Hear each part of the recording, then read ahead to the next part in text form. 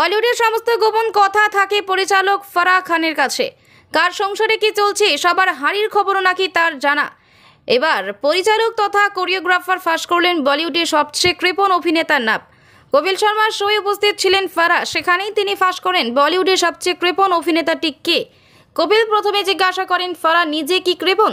তার উত্তরে পরিচালক জানান টাকা পয়সার বিষয়ে তিনি খুবই উদার প্রকৃতির। তার সঙ্গেই জানান মুম্বাইয়ের 10 সেল টাউনের সবচেয়ে কৃপণ অভিনেতাকে তিনি চেনেন, হাতে নাতে প্রমাণও দেন তিনি।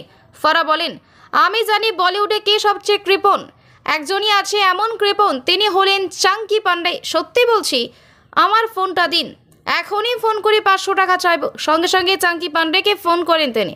পরিচালক ফোন করেই বলেন চাঙ্কি শোনো, আমার এখনই 500 টাকা চাই। উত্তরে চাঙ্কি এটিএমে গিয়ে টাকা তোলার পরামর্শ দেন ফারাহকে। 500 জায়গায় তখন 50 টাকা পাঠানোর জন্য অনুরোধ করেন ফারাহ। শুনতে না পাওয়ার অজুহাত দিয়ে তখন ফোন রেখে দেন চাঙ্কি পান্ডে। তারপরেই ফারাহ জানান তিনি প্রমাণ করে দিয়েছেন চাঙ্কি বলিউডের সবচেয়ে কৃপণ অভিনেতা। তবে পুরো ঘটনাই যে মজার ছলে ঘটে তা বলাই বাহুল্য।